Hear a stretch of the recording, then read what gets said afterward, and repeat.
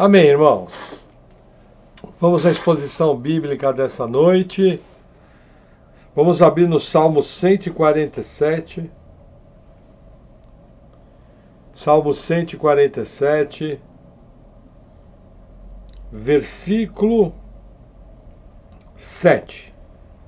Diz assim: Cantai ao Senhor em ação de graças, cantai louvores ao nosso Deus sobre a harpa. Ele é o que cobre o céu de nuvens, o que prepara a chuva para a terra, o que faz produzir erva sobre os montes, o que dá aos animais o seu sustento, e aos filhos dos corvos quando clamam. Não se deleita na força do cavalo, nem se compraz nas pernas do homem. O Senhor se agrada dos que o temem, e dos que esperam na sua misericórdia. Louva Jerusalém ao Senhor, louva ao Sião, ao teu Deus. Até aqui. Vamos orar. Senhor, obrigado por mais um dia em tua casa. Obrigado por mais essa oportunidade de aprendermos a tua palavra. Eu oro em nome de Jesus, pedindo pela minha vida, pela vida dos meus irmãos, que o Senhor venha com o teu poder, Senhor, nos edificando, que nós possamos aprender de ti, que nós possamos aprender, Senhor, como usarmos essas verdades de maneira prática em nossa vida. Em nome de Jesus. Amém. Amém, irmãos. Então vamos para o nosso texto base. Evangelho de Mateus, capítulo 6. Hoje o nosso texto base é apenas um versículo, versículo 24.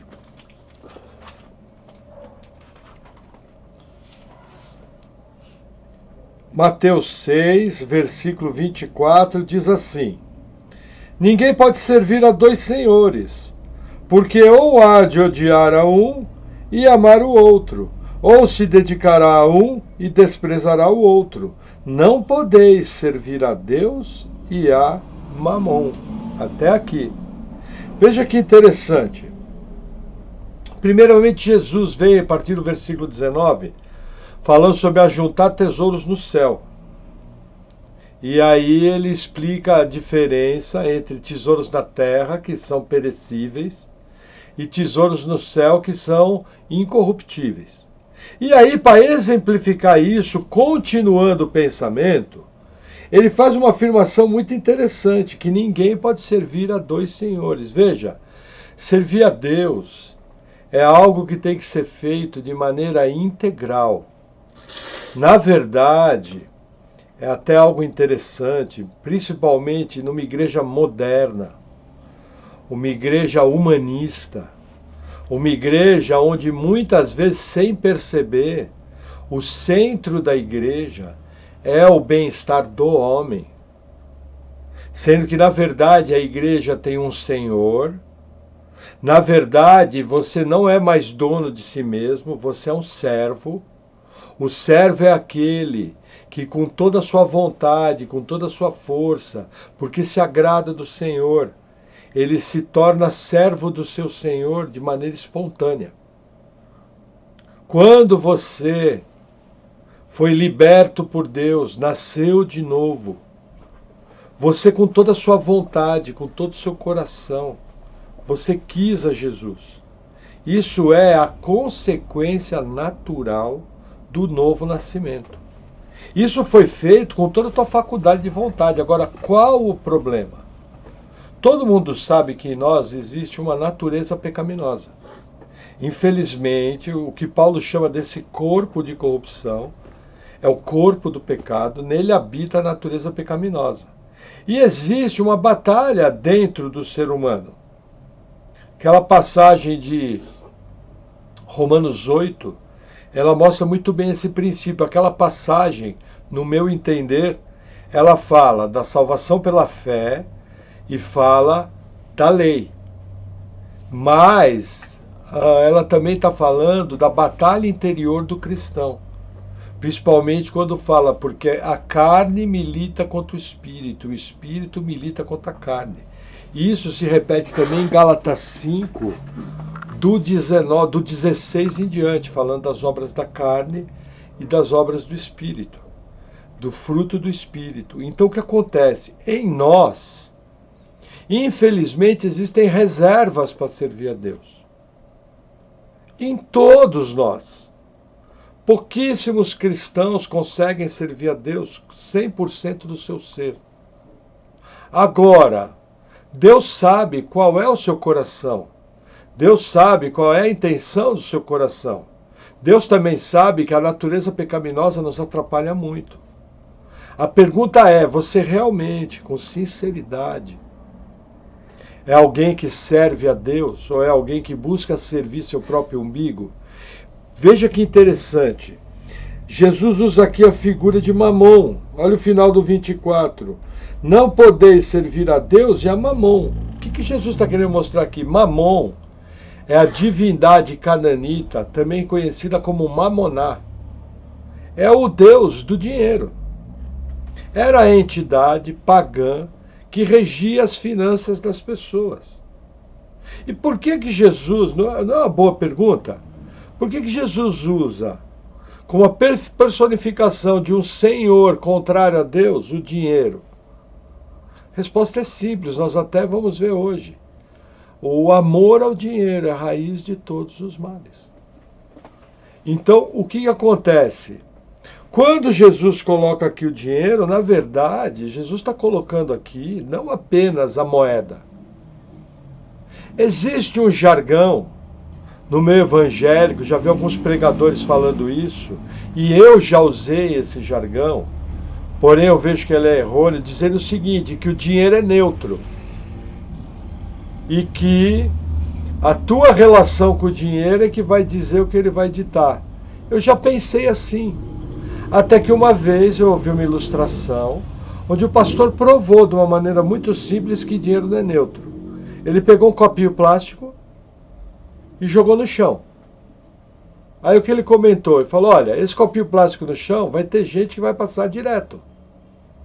Vai ter alguns que por uma boa educação vão parar, pegar o copinho e jogar no lixo. Mas um monte de gente vai passar direto e nem vai ver. Agora, pega uma nota de R$50, amassa e joga no chão e vê se dinheiro é neutro. 100% das pessoas que virem a nota vão parar. 100% das pessoas que virem a nota vão ter alguma reação, seja ela boa, seja ela má. Isso prova que dinheiro não é neutro e todo mundo concorda com isso. Então, o que acontece? Jesus, quando ele usa a figura do Deus do dinheiro, ele está colocando no pacote todo um estilo de vida. Por que as pessoas querem dinheiro? Porque dinheiro quer dizer bem-estar. Dinheiro quer dizer necessidades que a pessoa acha importantes, satisfeitas. Dinheiro quer dizer conforto. Dinheiro quer dizer casa boa. Dinheiro quer dizer carro bom. Dinheiro quer dizer viagem para lugares bacanas. Dinheiro compra coisas. Dinheiro não traz uma felicidade direta, mas ele pode adquirir coisas que vão trazer felicidade, mesmo que momentânea. Não vem com essa conversa mole que dinheiro não traz felicidade. Ele pode não trazer a felicidade que Deus traz, isso é impossível.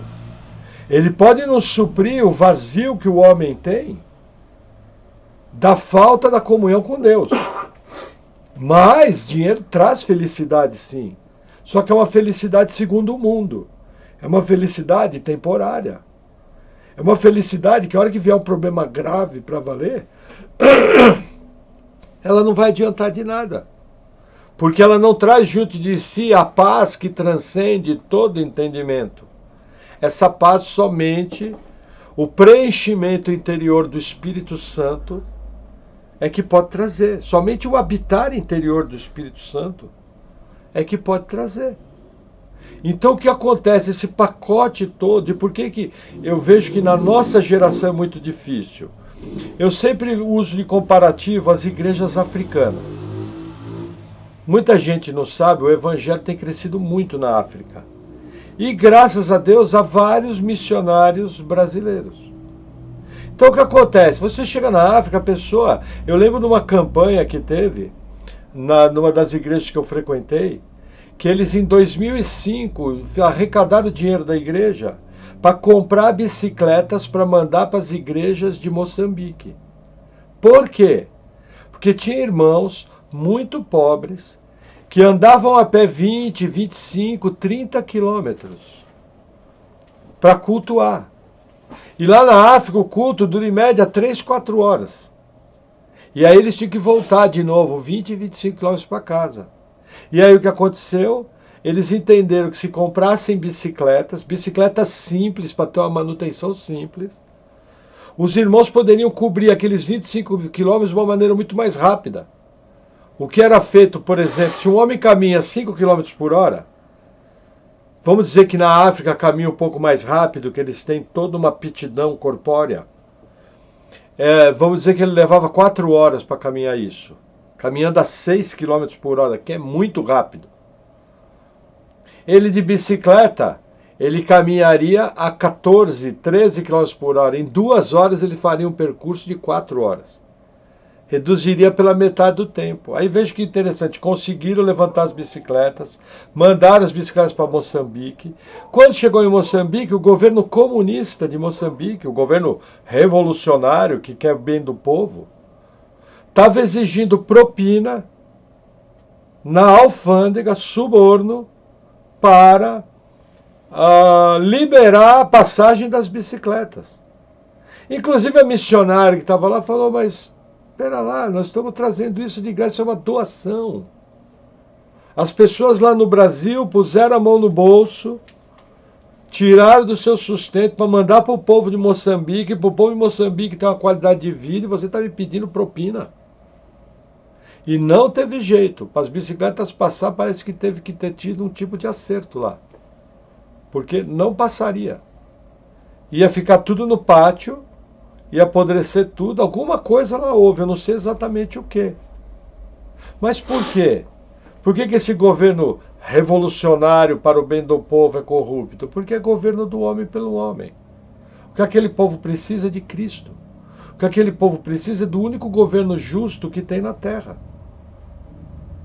Agora, o que acontece? Um pouquinho de conforto lá para a África.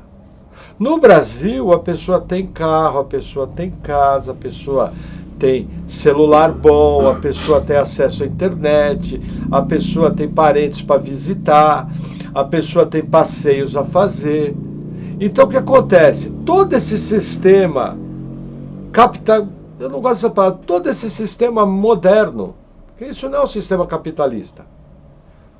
Por que não é um sistema capitalista? Porque os grandes líderes dos países comunistas tomam uísque escocês e fumam charuto cubano. Vários líderes comunistas, quando saem de seus países, não vão para países comunistas. Eles vão para a Europa e para os Estados Unidos, onde tem conforto, onde tem consumo, onde tem tecnologia. Então eu não gosto de colocar esse ismo, é capitalismo e comunismo. Não, é o sistema monetário mundial que compra conforto, é um estilo de vida hedonista. E pensa, se eu sou comunista, eu tenho que ser mais hedonista ainda, eu tenho que buscar mais prazer. Por quê? Porque o comunismo é anticristão. Um dos itens do Manifesto Comunista de Karl Marx e Engels é a destruição da igreja cristã. Por quê? Porque eles alegam que não existe Deus. Aí veja que interessante, se não existe Deus, o meu relacionamento com a minha vida, qual que tem que ser? Eu tenho que tirar o máximo de prazer da minha vida. Como eu faço para tirar o máximo de prazer da minha vida? Conseguindo a maior quantidade de dinheiro. Porque dinheiro compra coisas. Vocês percebem que é um sistema monetário que se instalou? E aí o que acontece? No mundo as pessoas não se doam integralmente para Deus. Mas esse não se doam, gente, não é, veja, opinião minha, vai ter gente que vai discordar, pode ser que eu receba críticas por isso. Não quero que isso funcione como uma muleta, como desculpa para ser frouxo. Que eu tenho uma bronca, é crente frouxo. Eu não gosto, eu tenho uma bronca pessoal com crente frouxo. Então o que eu vou falar não pode servir como desculpa para ser frouxo. Mas eu entendo, meu modo de ver, dentro da minha limitação, que a gente não consegue servir a Deus 100%. Mas eu consigo servir 80%, 90%. Mas o que eu estou falando de servir a Mamon dentro da igreja é muito mais do que isso. As pessoas, é só você ver, fazer um teste simples. Primeiro teste, o extrato bancário da pessoa. Então aí você percebe primeiramente o que faz parte do extrato bancário da pessoa. Aí você vai lá, pagamento de luz, pagamento de água, despesa na loja, despesa com roupa, despesa com aquilo, gasolina do carro, não sei o que, tal. E aí lá embaixo, contribuições. Quando tem. Aí você olha lá, comprou algum livro cristão? Não. Comprou uma Bíblia boa para estudar a palavra? Não. Quanto você gastou de gasolina para servir os irmãos na igreja, para dar carona? Quanto que você doou do seu guarda-roupa de coisa boa para os irmãos da igreja? Quanto você comprou de comida para alguma família da igreja que estava precisando? Quanto que você contribuiu financeiramente com a sua igreja? Ali você já começa a ver quem é o Senhor da sua vida. Segunda coisa, organização pessoal de vida. Qual é a minha agenda? Em geral, todo mundo tem que trabalhar pelo menos 8 horas por dia. Mais ou menos a nossa vida é assim. O dia tem 24 horas. Hoje em dia se dorme muito mal. Por quê? Por causa da luz elétrica. Um dos maiores vilões que tem da saúde humana é a luz elétrica. Além dela provocar câncer de pele, muito mais do que o sol, pode pesquisar, ela faz com que as pessoas durmam menos. Então hoje, em média, as pessoas dormem 6 horas por dia. O que é algo absurdo. É algo de arrebentar com a saúde da pessoa. Mas se você for fazer uma análise, as pessoas dormem 6 horas por dia. Mas vamos colocar 7 horas para ser legal. Eu lembro que uma vez, numa igreja, o pastor perguntou, a gente estava num discipulado, quem aqui dorme 8 horas por dia? Ninguém levantou a mão. Quem aqui dorme 7 horas e meia por dia? Eu levantei a mão. Porque eu sistematicamente ia dormir 11 da noite e acordava às 6h30. Quem aqui dorme 7 horas? 1 ou 2 levantaram a mão. Quem aqui dorme 6 horas e meia? Quase todo mundo levantou a mão. Aí depois que o pastor falou isso, ele olhou para minha cara e falou, tá dormindo bem, né, irmão? Mas eu estou dormindo normal. 7 horas e meia é o normal. Mas vamos colocar 7 horas. 24 horas menos 7 horas. Sobram 16 horas. Não, 17 horas. Aí eu estou me alimentando, tomando banho, me trocando em torno de 2 horas por dia. Cai para 15 horas. Aí eu trabalho 8 horas por dia. Cai para 7 horas.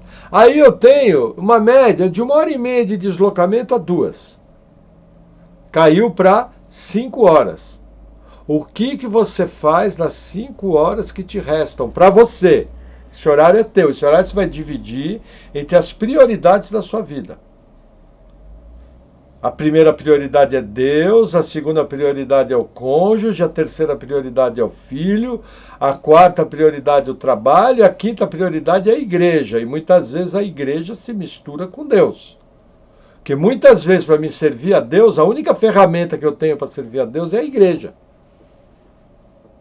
Aí nessas 5, 6 horas que sobram, com o que você gasta seu tempo na semana? Aí você multiplica isso por 7 dias.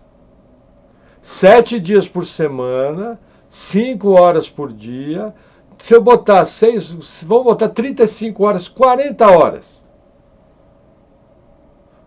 Você vai para o culto, você estuda a Bíblia, você ouve palavra. Aí nós vamos ver quem é o primeiro na sua vida. Percebe o que eu estou falando? É matemática, não tem como negar. Se você quer saber quem é o primeiro na sua vida, é só ver com o que você gasta seu tempo. Por quê? Porque, veja, isso aqui pode ser uma frase bonita. Você pode até chegar, ó, irmão, ninguém pode servir a Deus e a Mamon. Não é isso? Não é bonito? Nossa! Você chega para o irmão e fala, nossa, amanhã eu vou acordar, vou ler a Bíblia. O irmão fala, que bom. Aí você responde, estufa o peito e fala, não podemos servir a Deus e a Mamon. Aí dá até aquela juntadinha de pé, assim, aquela levantadinha, para ficar bem espiritual. Gente, papo furado. Por que que as pessoas estão gastando sua vida naquilo que é massa falida? Por que que as pessoas estão gastando sua vida naquilo que vai perecer? Primeiro, porque elas compraram um sistema de consumo irreal. No mundo moderno, nós temos que entender o seguinte, sempre existiram os ricos. Desde a época da Assíria, mais ou menos 3.000 anos antes de Cristo, desde a época dos Sumérios, você tem os ricos dominando o mundo. Esses ricos podem ter uma série de nomes. É os Illuminati, é os senhores do mundo, é os globalistas, não importa. Eu vou usar aqui o termo genérico, os ricos e poderosos do mundo. E aí o que acontece? Há 200 anos atrás, esses ricos e poderosos começaram a lidar com uma coisa chamada Revolução Industrial. A Revolução Industrial alterou todo o sistema de produção. Até que um deles, chamado Ford, criou o Fordismo, que é o quê? A fabricação em série. Então, quando você pegava uma manufatura, ela praticamente multiplicou por 5, por 6, por 10 vezes sua capacidade de produção. E barateou o custo do produto. Com o desenvolvimento do transporte marítimo, do transporte ferroviário, se você for pensar que a cidade de Londres tem metrô desde 1850, Londres tem metrô, então você vai entender quando eu estou falando de 200 anos atrás. E aí o que fazer com toda aquela produção? Primeira ideia genial, vamos gerar um mercado de consumo. E aí eles entenderam uma coisa muito clara. Eu pego os escravos, liberto eles, dou um salário baixo, mas que ele vai ficar contente. Ele vai ter liberdade de ir e vir. Vou dar o exemplo do Brasil. Ele vai poder fazer um sambinha. Vou dar o exemplo dos Estados Unidos. Ele vai poder tocar um jazz. E encher a cara de cachaça, de uísque. E no dia seguinte ele vai voltar para trabalhar feliz da vida. Aí ele vai pegar aquele salário dele e vai gastar tudo nas necessidades dele. Só que se ele ganha 1.000, trabalhando para mim ele produz 8.000. E aí o que fizeram? Libertaram os escravos. Que nada mais foi que uma jogada econômica para produzir mercado. E o mundo continuou caminhando. Não bastasse isso, o mercado saturou de novo. E a produção, os métodos de produção aumentaram mais. O que nós vamos fazer? Vamos libertar a mulher. E aí veja que situação da mulher. Você pega hoje, em geral, mulheres trabalham mais que os homens e ganham menos. E tem mulher feliz da vida. Trabalhando 14 horas por dia, ganhando metade do que o cara na mesma posição que ela ganha, e achando que está fazendo o maior negócio. Por quê? Porque está com o cabelo arrumado, está com as unhas pintadas, e vai pegar seu ticket de refeição, vai passar na pizzaria comprar uma pizza, e vai comer uma pizza enganado feliz da vida. Só que quando chegar em casa e olhar aquela criaturinha bonita que botou no mundo, que morou na barriga dela 9 meses, quando olhar para a cara do seu marido, tá com as olheiras desse tamanho aqui, caindo no pé. Porque normalmente no ponto de ônibus tem mais mulher do que homem, porque homem vai trabalhar mais de carro do que de ônibus. Mulheres trabalham de ônibus, grande negócio. Mulheres passam em média 21 horas da sua semana dentro do ônibus. Nossa, maior negócio. Como se fosse uma lata de sardinha. Tem que encontrar uma jornada dupla. Mesmo o marido ajudando. que hoje em dia os homens ajudam bastante, mas existe uma série de afazeres para uma família andar que acaba ocupando o tempo dos dois. Por exemplo, aqui em casa é tudo dividido. Cada um atua na área que é camisa 10. Onde a pessoa rende mais é onde a pessoa atua. Só que aí o que acontece? Essas mulheres, muitas delas ficam infelizes, ficam com sentimento de culpa. E aí, aquele tempo que gostaria de passar com o filho, primeira coisa, entrega o filho para uma pessoa que você nem conhece a maneira de pensar dela, mas em geral no Brasil, muita gente é de ideologia de esquerda no sistema educacional. Isso é fácil de comprovar.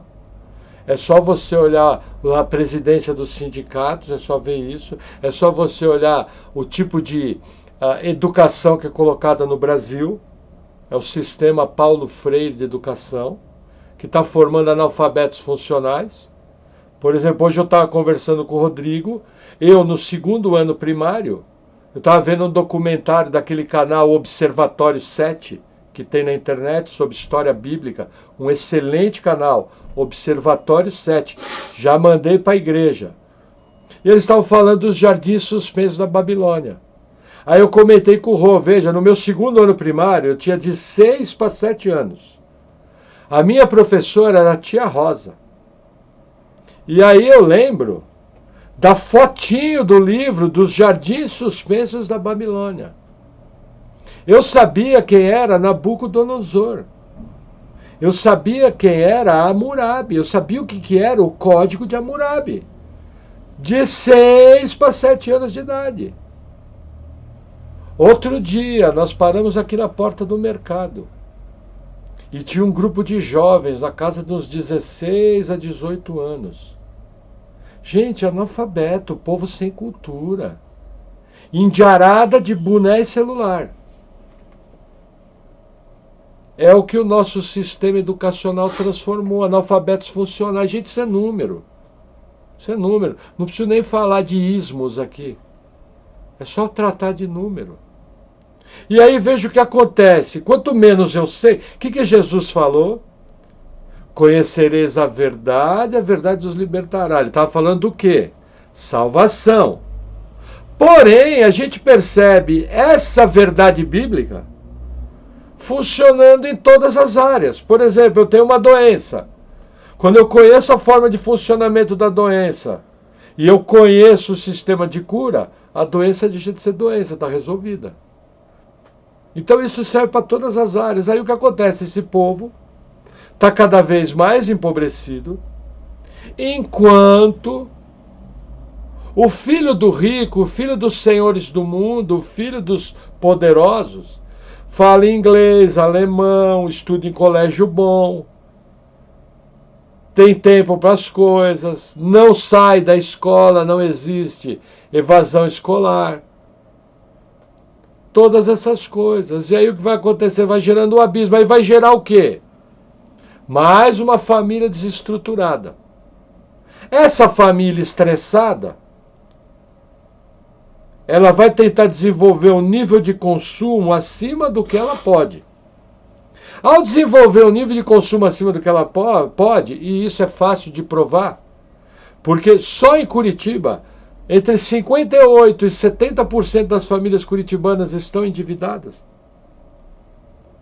O que acontece? Entram as dívidas pela porta e o amor sai pela janela.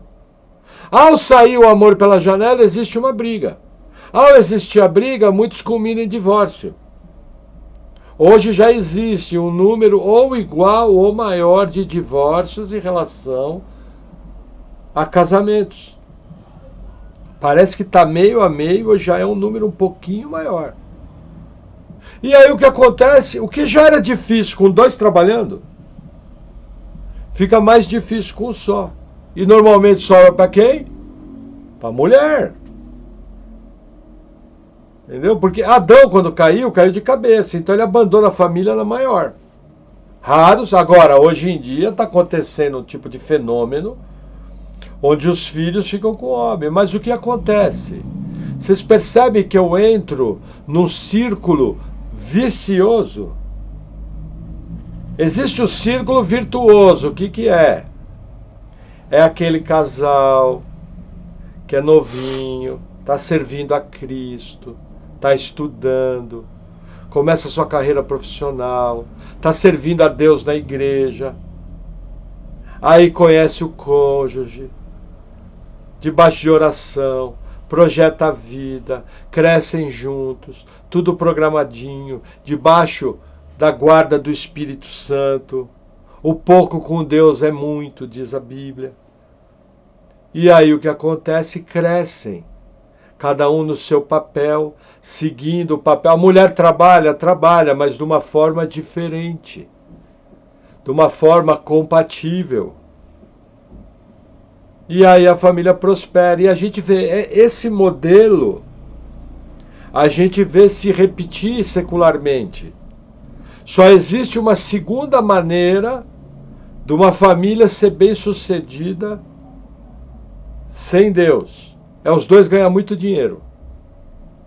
E para ganhar muito dinheiro vão ter que vender a alma para mamão. Então, na verdade, o que Jesus está falando aqui é do sistema. Agora, o duro não é lidar com isso no mundo. Porque, veja, vamos lembrar o foco, o pano de fundo do Sermão do Monte. Embora o Sermão do Monte tenha aplicações para a igreja, embora o Sermão do Monte tivesse uma aplicação prática para aquela época, o principal alvo de Jesus, que nós entendemos que é o mais correto, é que Jesus estava falando para seus discípulos. E em primeiro ponto, os 12 discípulos. E em segundo ponto, aqueles outros discípulos, os 120, os 70. E em terceiro ponto, os discípulos do Senhor hoje. Então Jesus vem com uma verdade para a sua igreja. Você não pode servir a Deus ao dinheiro. Você vai ter que fazer uma escolha. Você vai ter que optar. Agora, por que as pessoas, em geral na igreja, você vê servir o dinheiro? Você não vê servir a Deus. Está vindo algo no meu coração. Mas pastor, isso quer dizer que eu não posso mais viajar com a minha família? Pode. E deve. Está indo para a praia, irmã? Que barato. Está indo para a praia, irmão? Que joia. Mas e à noite, quando você está com seus filhos? O que você faz naquele tempo?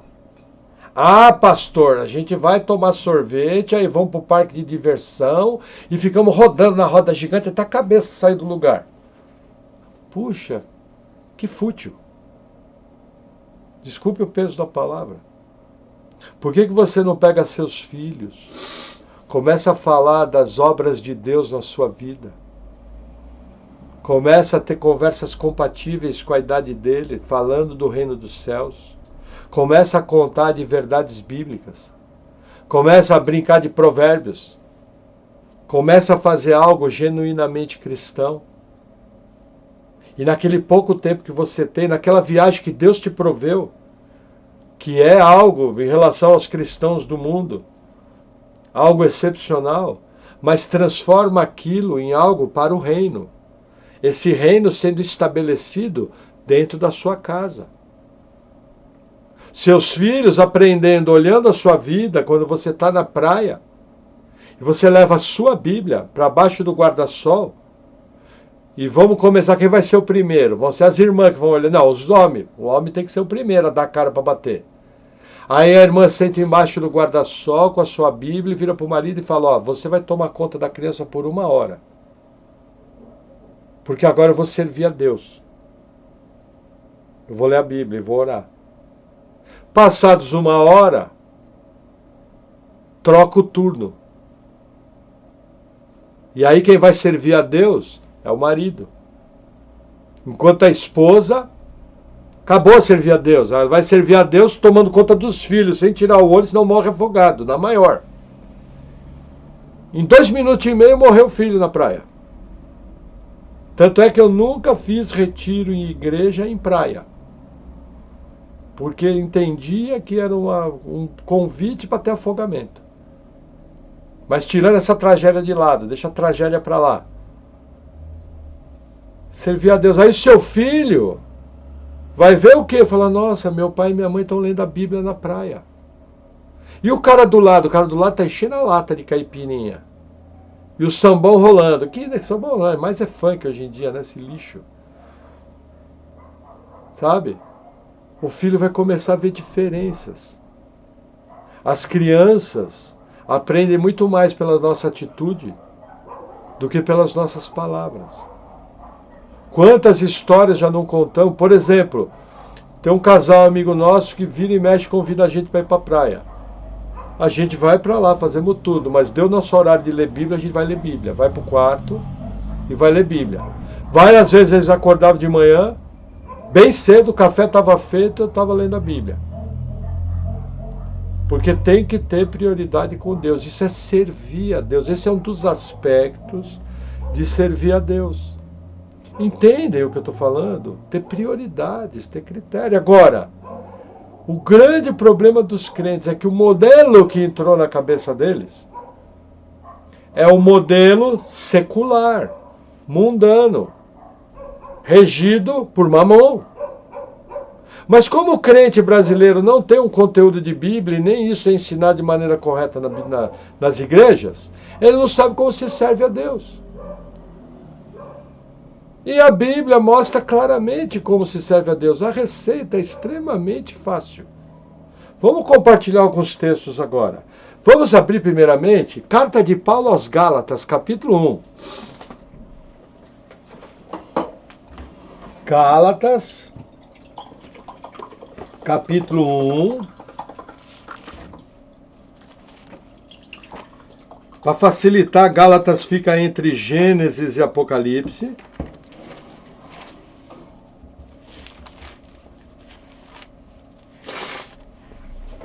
Gálatas 1.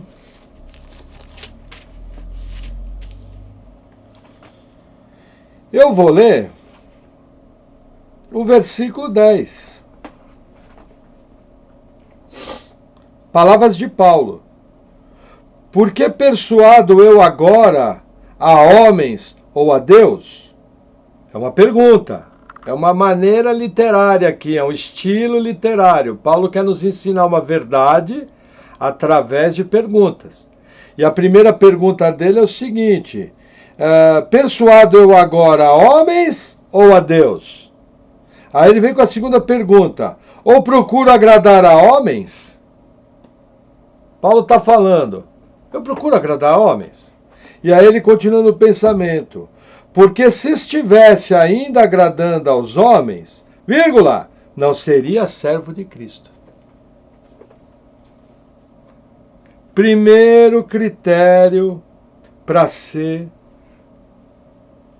servo de Deus.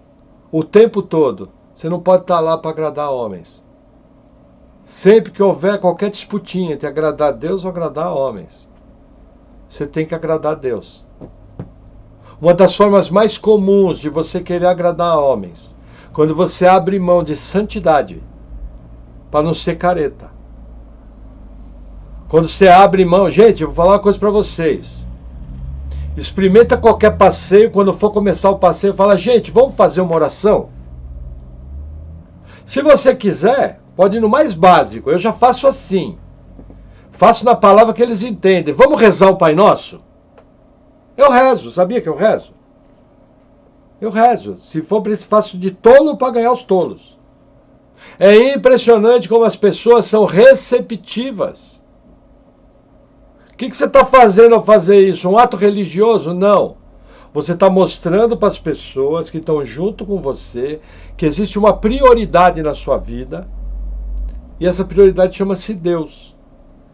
E que você é dependente da proteção de Deus para que tudo corra bem. Para que a vontade dele se cumpra. Agora tem gente que não faz isso porque tem vergonha. O que vão pensar de mim? E o que Deus vai pensar de você? Eu pergunto. Se você é um embaixador de Cristo, você está no meio de um grupo que vai fazer um piquenique na Serra da Graciosa num domingo. O único que conhece a palavra é você. Quem é boca de Deus no meio daquele povo?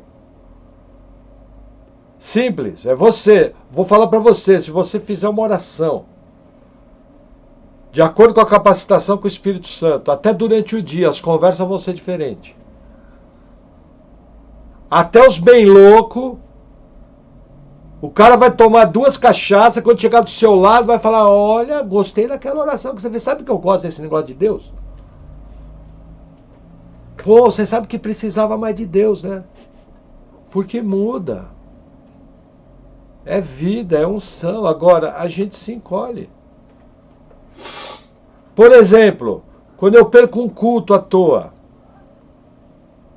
eu estou agradando a homens ou estou agradando a Deus? Estou agradando a homens, e muitas vezes esse homem sou eu, porque eu estou com preguiça. Esse homem é o meu umbigo. Percebe? O que Paulo faria? Por isso esmurro o meu próprio corpo e reduzo a servidão. Mais à frente, para que mesmo tendo pregado a outra, eu seja de alguma forma desqualificado. Corpo, velho, você vai levantando aqui, você vai pro culto. Zóio vai ficar aberto. Se tiver que dormir, vou ficar em pé no culto. Percebe? Primeiro ponto. Eu tenho que agradar a Deus. No versículo seguinte, Paulo vai dar uma ilustração, mas ele vai dar o ponto da discussão dele. Não é o assunto aqui, mas é o ponto central. Ó, versículo 11. Mas faço-vos saber, irmãos, que o evangelho que por mim foi anunciado não é segundo aos homens, porque não o recebi, nem aprendi de homem algum, mas pela revelação de Jesus Cristo. Veja, o que é o ponto de Paulo? Evangelho. Boa nova. Só que é um evangelho revelado por Deus. Hoje em dia, se prega um evangelho, entre aspas, revelado por homens. Você vai ter carro bom, casa boa, vai trocar as colheres da casa, vai comprar jogo de cristal, vai fazer armário embutido, vai trocar azulejo, vai botar porcelanato na casa e a criança passa raspando com a bicicleta sem roda. Entendeu? Coisa mais linda, aquele risco na sala. Entendeu? Aí você põe a mão na cabeça, meu porcelanato, trabalhei 4 meses para pôr isso e mais 4 meses para pagar a mão de obra. Entendeu? Esse é o evangelho revelado. Agora, como é que eu sei hoje? Você fala, mas pastor, eu estou com um problema. Paulo recebeu a revelação do evangelho direto de Cristo. Por isso que ele é apóstolo. Pedro recebeu a revelação do evangelho direto de Cristo. Como é que eu faço hoje? Passaram-se 2000 anos. Simples. Você tem aqui a revelação direto de Cristo. Gaste tempo com a palavra de Deus que você vai viver um evangelho puro, de acordo com a revelação direta de Cristo. Puro, íntegro, sem faltar uma palavra. Percebe como a nossa mente é distorcida? Agora eu dou ouvido para qualquer um. Aparece qualquer um pregando qualquer coisa, todo mundo acredita. Aparece qualquer um pregando qualquer modismo, como diz Efésios 4, qualquer vento de doutrina, vai todo mundo atrás. Segundo ponto, evangelho íntegro, recebido de Cristo, através do estudo e da prática da palavra de Deus. Amém? Amém. Vamos a mais um texto que eu anotei aqui. Primeira carta de Paulo aos Tessalonicenses, capítulo 2. Você vai passar Efésios, Colossenses, Tessalonicenses, vai passar Filipenses, 1 Tessalonicenses 2, versículo 4. Vamos lá. Vamos ler a partir do versículo 1, para vocês entenderem. Nossa, que legal. 1 Tessalonicenses 2:1. Porque vós mesmos, irmãos, bem sabeis que a vossa entrada para convosco não foi vã. Primeira informação, Paulo diz que quando ele chegou no meio dos Tessalonicenses, a maneira de que ele chegou e o que ele foi fazer não foi vão. O que é vão? Vão é vento, futilidade, vaidade, coisa que vai levar você de nada a lugar nenhum. Então Paulo está dando aqui uma informação. Gente, eu não perdi tempo, eu não fui correndo atrás do vento. A minha entrada para com vocês não foi vã. Aí olha que interessante, tem um ponto e vírgula no final do versículo. Paulo vai abrir uma lista e vai explicar o que é esse não foi vã. Versículo 2. Mas mesmo depois de termos antes padecido e sido insultados em Filipos, como sabeis? Vou fazer uma pausa aqui. Paulo chegou em Tessalônica, sabia o que ia fazer, era algo concreto. A gente já conferiu que esse algo concreto é servir a Deus, é agradar a Deus e não a homens. Só que antes disso, Paulo tinha tido um caminhão de problema em Filipos. Provavelmente, qual foi o problema aqui? Que aconteceu em Filipos? Paulo, Silas e Lucas estavam caminhando e uma jovem adivinhadora, isso está registrado em Atos dos Apóstolos, capítulo 16, Paulo expulsou o demônio dela e eles foram fustigados com varas. E ficaram presos, ficaram com os pés e mãos atados, um caminhão de rato do lado, viram o terremoto, mas a família do carcereiro foi salva. Só que eles foram atribulados. Gente, as costas saiu marcada. Saiu tudo doendo. Faz um corte no seu dedo e vê quantos dias dói. Imagina 40 varadas nas costas. Varada bem dada, vara escolhida a dedo, coisa fina, bem feita, no capricho. Era uma pena que equivalia ao chicote. O chicote romano tinha pequenos pedaços de ossos e umas bolinhas de chumbo para dar peso, para a pancada ser mais forte. Aí você pega algo que tinha que doer bastante. Resultado disso, carrego no meu corpo as marcas de Cristo. Aí o que Paulo faz? Com as costas doendo, o que a igreja hoje vai fazer? Como que Deus permitiu acontecer isso? Vou fazer cura interior, vou para o encontro com Deus. Eu não perdoo Deus. É o que a igreja hoje em dia faz. Como que aconteceu isso? Você não vê Paulo fazer nada disso. Paulo viaja para Tessalônica. Pregar o evangelho, o versículo 2 continua. Veja, vou reler. Mas mesmo depois de termos antes padecido e sido insultados em Filipos, como sabeis, olha o que Paulo faz. Foi fazer seminário de cura interior. Tornamo-nos ousados em nosso Deus, para vos falar o evangelho de Deus, com grande combate. Grande combate o quê? Pregar o evangelho em Tessalônica também deu encrenca. Não sabemos qual. Mas pela abertura da primeira epístola aos Tessalonicenses, aquela igreja tinha grande tribulação. Percebe? O que Paulo faz? Por que Paulo foi fustigado com vara? Evangelho. Evangelho que liberta. Qual foi a acusação dos seus acusadores? Está ensinando costumes que não são nossos. O que é mais interessante? Paulo e Silas eram cidadãos romanos. Podiam ter chegado na hora para o magistrado e falar, olha, se você encostar uma vara dessa em mim, você está frito. Porque eu sou cidadão romano. Não podia. Você tem uma ideia ali, eles tinham direito, e ninguém ia desrespeitar, que ninguém é maluco, porque podia pagar com a morte. Eles podiam chegar e falar que era um julgamento. Viu que o julgamento é tendencioso? Apelo para César. O governo ia pagar a viagem para Roma. Não se sabe por quê. Paulo não fez nada disso. Eu tenho uma tese.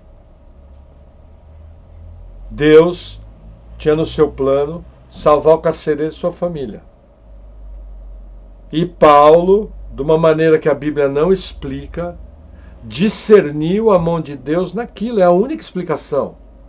Gente, se sou eu, Eu ia apelar para o César, eu ia apelar para o Júlio, eu ia apelar para o Nero, eu ia apelar para o Calígula, para o Cláudio, para o Bolsonaro, para o Lula. Mas eu sou carnal, Paulo não, Paulo é Paulo. Eu sou um coitado perto de Paulo. Então eu entendo, é uma tese minha, a Bíblia não fala, que Paulo discerniu, que tinha a mão de Deus naquilo, como em tudo. Só que aí esse mesmo evangelho, o que ele faz? Ele entra em outro combate, em outra cidade com ousadia, o que ele vai fazer? Pregar o evangelho. Isso é alguém que tem visão de reino. Isso é alguém. Aí você fala, mas pastor, você prega o evangelho o tempo todo? Eu vou falar uma coisa para vocês. Eu falo um bocado de Deus com meus clientes. Quando eu estou trabalhando, sempre que eu tenho oportunidade, eu falo de Deus. Pelo menos por dia, eu gasto mais ou menos eu trabalho em média aí de visita, porque eu tenho deslocamento com o carro, umas 6 horas. Dessas 6 horas, garantido 1 hora, eu estou falando de Deus com o cliente. Garantido. Sempre. Meu papo é Deus. Sempre que eu tenho uma porta, eu tenho uma brecha, eu meto o pé na porta e falo. Ontem mesmo, os 2 últimos clientes, gastei 15 minutos com um e 10 minutos com o outro, porque o cliente chegou para mim e falou, peguei essa Bíblia aqui. Aí eu falei, eu não vou ter a indecência e não vou explicar para ele como se lê a Bíblia, né? Porque ele vai pegar o livro do Gênesis, vai ver que os caras viveram 930 anos, vai fechar a Bíblia e não vai ler mais. Quem é que Deus colocou de embaixador de Cristo ali? Eu. Olhei para a cara, você sabe como ler a Bíblia? Não sei. Eu falei, então vem aqui. Aí abri, tinha um marcador. Eu falei, você já começou certo. Aí esse marcador está no Evangelho de Mateus. Olha, começou mais certo ainda. Eu fui explicando, você vai marcando, vai lendo um pouco por dia até Apocalipse. E aí conversei mais uma coisa, evangelizei, falei da graça de Deus, tal, acabou.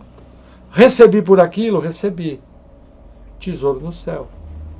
Estou falando isso, não é para me mostrar, estou falando isso. É porque quem serve a Deus tem que estar atento para essas coisas, não pode perder essa deixa. Mas pastor, eu não saio nem de casa. Maravilha, meu irmão, minha irmã. Acabamos de ter um grande ministério de oração. Você vai fazer algo muito mais do que eu, que sou falador. Você vai pegar nas suas tarefas de casa e todo mundo que Deus trazer à sua memória, você vai orar por ele. Aí você vai ser um servo de Deus. Veio na cabeça, ora. Veio a situação, ora. Está trabalhando na sua casa, bota louvor decente. Louvor da harpa, do cantor cristão, música cristã. Entendeu? Vai botar palavra para ouvir, vai ouvir Nicodemos, Granconato, Paulo Júnior. Isso é servir a Deus. E aí Paulo continua. 1 Tessalonicenses 2, versículo 3.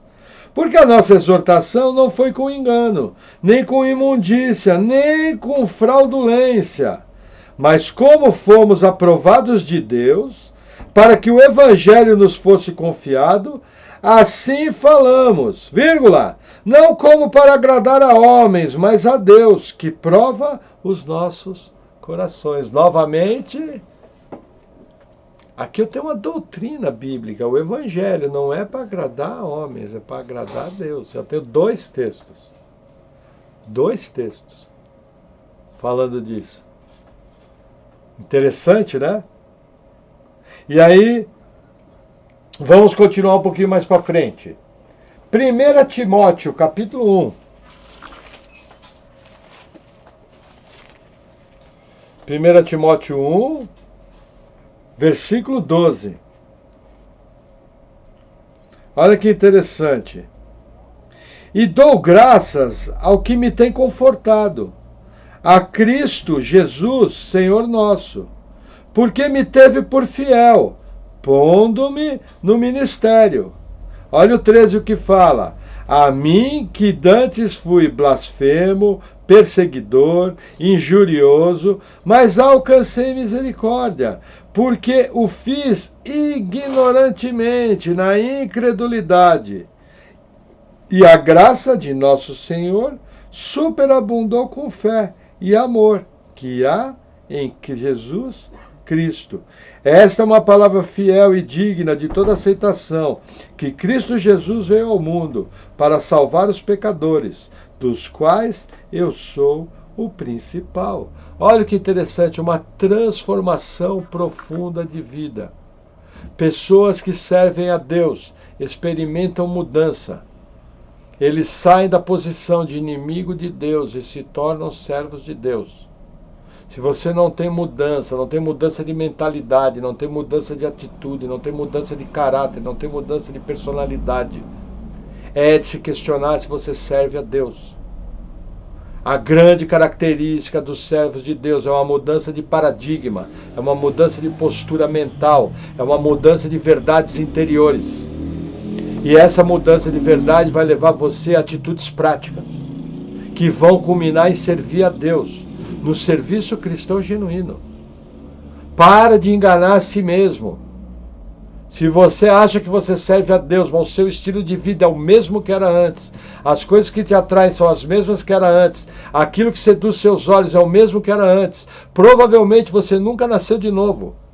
E você não passa de um carregador de Bíblia, cantador de hino, que vai morrer aqui, vai perecer no inferno. Porque é evangelho. Novo nascimento gera mudança. É a chamada metanoia, o arrependimento. Metanoia é mudança e transformação da mente. Mas os crentes têm a mente totalmente secular, totalmente mundana. Gente, estou falando uma boa, não é para trazer peso. Se fosse eu, que não tivesse mudança na minha vida, o que eu faria era botar a cara no pau, chegar para Deus e falar: Deus, eu sou um maloqueiro. Eu estava ouvindo aquele pastor maluco falando, e aquilo que ele falou foi um tapa no meio da minha cara, porque eu sou exatamente aquilo. Só que é o seguinte, Senhor, eu fiquei extremamente incomodado que ele falou que eu sou um carregador de Bíblia, cantador de hino, que vou para o inferno. Aí ó a graça de Deus operando. Mas Deus, eu não quero ir para o inferno. Eu tenho pavor do inferno. Deus, eu quero o Senhor. Eu sou esse carregador de Bíblia, esse cantador de hino, não é porque eu sou hipócrita. É porque eu quero o Senhor. Deus, tem misericórdia da minha vida. Me salva de verdade. Transforma essa lata velha em algo novo. Muda a minha maneira de agir, muda minhas prioridades, muda a minha mente. Senhor, sinceramente, eu entrego minha vida a Ti, com toda a minha força, com todo o meu entendimento, e a partir de agora, eu vou tomar uma posição firme com o Senhor. Tudo isso é fruto da graça. Agora, o que as pessoas fazem em geral, falam: nossa, que pena que aquele irmão não veio no culto hoje. Essa palavra era para ele. Mas ela é para a gente. É algo que eu tenho que pensar. Mudança de vida e de atitude. Amém? Amém. Vamos lá, mais um texto. 1 Timóteo 6. Já caminhando para o fim. Quanto tempo temos de gravação, Paulo? 58. Ah, que bom, dá para pregar mais 20 minutos. 1 Timóteo 6, eu vou ler o versículo 6. Gente, isso aqui é muito importante, talvez o versículo mais importante dessa noite. O segredo para não servir a mamon. Olha o que Paulo fala. Mas é grande ganho a piedade com contentamento. Primeira frase. O que é a piedade? Aqui no contexto, a fé cristã. Piedade é temor de Deus, vida limpa. O que Paulo fala? É grande ganho a piedade com contentamento. Contentamento do quê? De bens materiais. Meu irmão, se você não tiver contentamento, você não vai ser feliz com Deus. Vou falar uma coisa para vocês. Hoje eu tenho um relativo conforto. Como eu costumo dizer, sou pobre com luxo.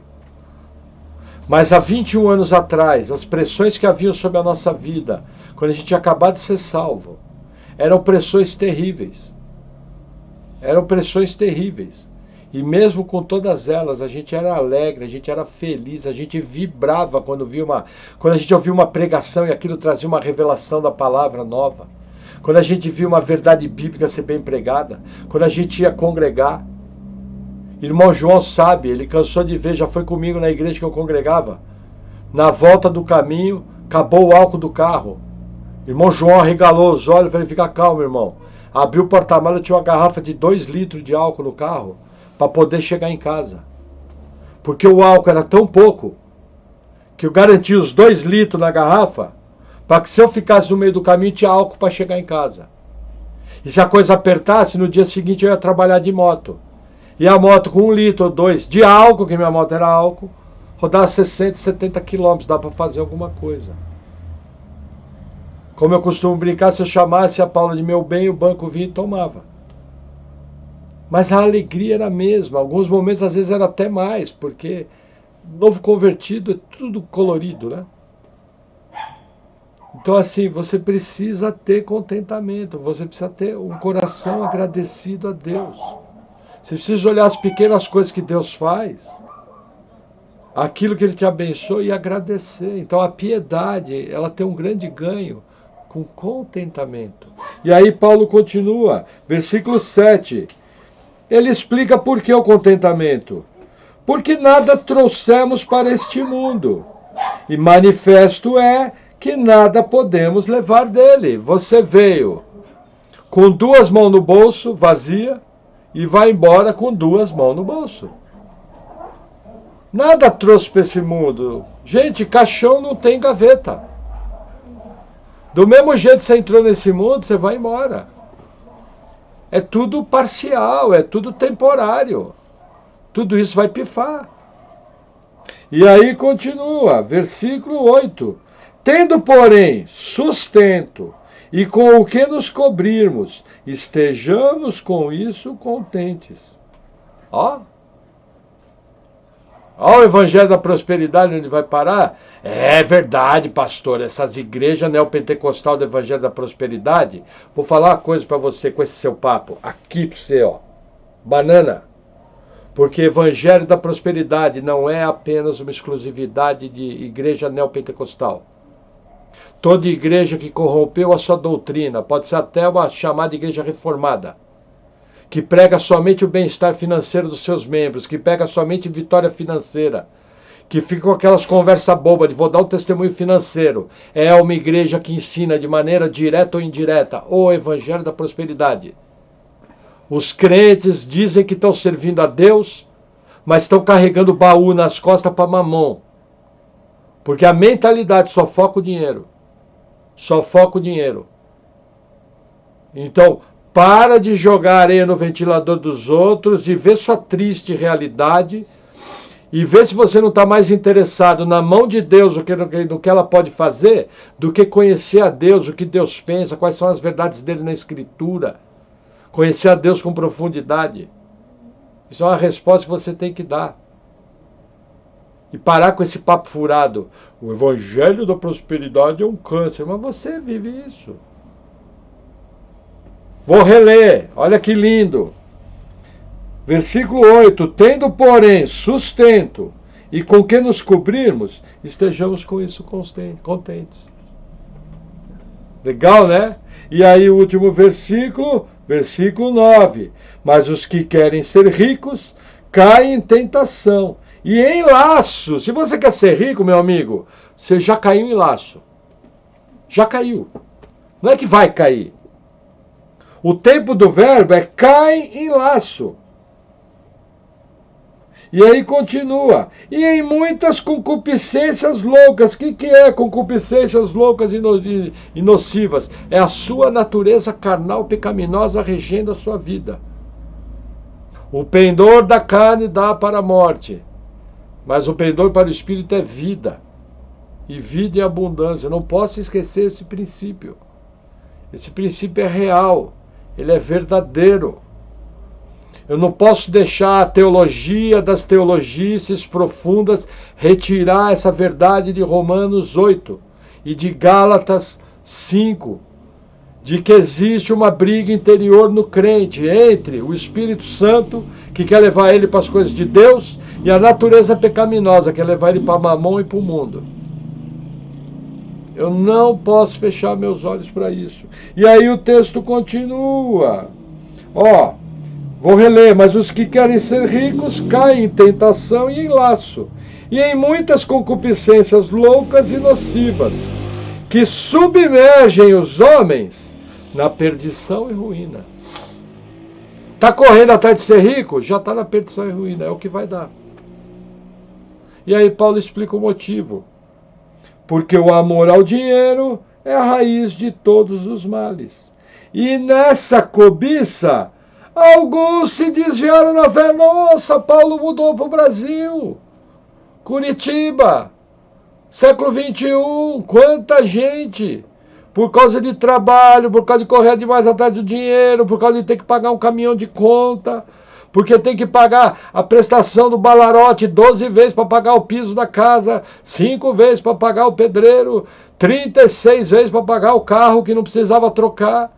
Não vem para a igreja, porque trabalhou igual um cavalo, se arrebentou, e os olhos não conseguem nem ficar abertos. E aí não vai para a igreja. Desviou da fé. Ah, pastor, não deu. Desviou da fé. Fé cristã é ler Bíblia, orar e cultuar a Deus.